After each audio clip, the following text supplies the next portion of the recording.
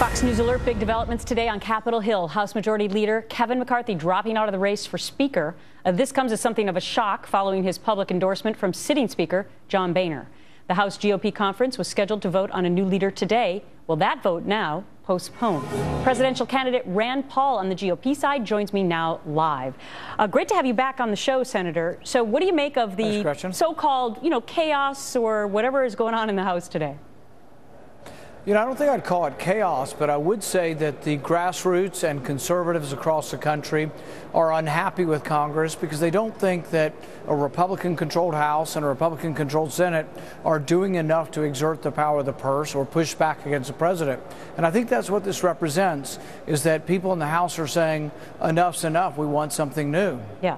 So I know that you have lobbied for the fact that you believe there should actually be term limits for Speaker of the House. Tell me more about that. Well, I'm for term limits of all members of the House as well as members of the Senate. I would limit the Senate to 2 6-year terms and the House to 6 2-year terms. And I think that that would give us more turnover. Right now, we do have term limits for chairmanships in the House and in the Senate. I think it wouldn't be a bad idea to have term limits for all leadership positions. So one of your competitors, Governor Mike Huckabee, just put this out, this statement about what happened. He said the race for Speaker of the House is not about Kevin McCarthy. It's about burning the corrupt Washington political machine to the ground. Would you agree with that? Well, my motto is unleash the American dream, defeat the Washington machine. So I'm in the same vein. I'm just not, I guess, for burning it. But I am for defeating the Washington machine. And I do think that this is the main thing that I hear when I talk to Republicans and conservatives, is they don't think we're doing enough versus ours. But we sort of preemptively admit defeat, and we just say, oh, we don't have the votes to defund anything, when in reality, if we were to let spending expire, the other side would have to get 60 votes, and then the power would be on our side. But we're sort of afraid to get to that point. Yeah. And I think that the problems we face are so great that we should let all spending expire and tell Democrats and big spenders, you have to get 60 votes to restart any spending. I remember you had that argument last week, and you were on The Real Story right after you had that argument on the Senate floor. And at that time, I asked you, should Mitch McConnell be worried about anything? And you said, I don't remember exactly how you answered it, but I'm going to ask you now again today, in light of what's happening over in the House, should Mitch McConnell be worried? Because off camera, Congressman Tim Huelskamp said this: Mitch McConnell should be shaking in his boots. What do you think?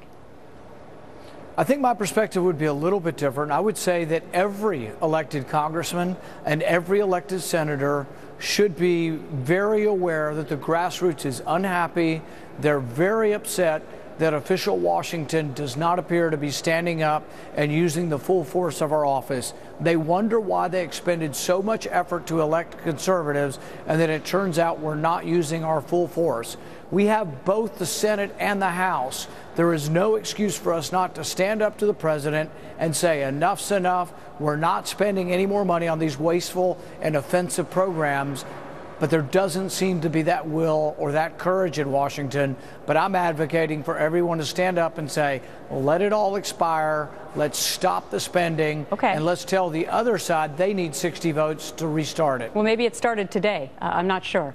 Before I let you go, Hillary Clinton sends her GOP rivals like you a copy of her book, Hard Choices, as a reminder of her accomplishments as Secretary of State. Well, Senator, you are now auctioning off the copy that you received, billing it as, quote, a great fiction book. Why? Well, we wanted to thank Hillary Clinton for sending us the book, but we thought it really wasn't nonfiction. It was misclassified. So we classified it as it should be appropriately fiction. And I also wrote her a little inscription. And I said, Dear Hillary, because of your inexcusable inability to secure and defend Benghazi, you should forever be precluded from holding our office. And I signed it. And I think we have several $1,000s bid now on eBay for that book. All right. Keep us posted on what the final bid is on that. Senator Rand Paul, always a pleasure. Thank you. Thank you. So where did this all start? Some say it was about Majority Leader Kevin McCarthy's comments about Hillary Clinton and the Benghazi Select Committee. Or was it something else? Our own Ed Henry has that angle on Hillary Clinton. And then Greta Van Susteren is going to join us with her thoughts as well.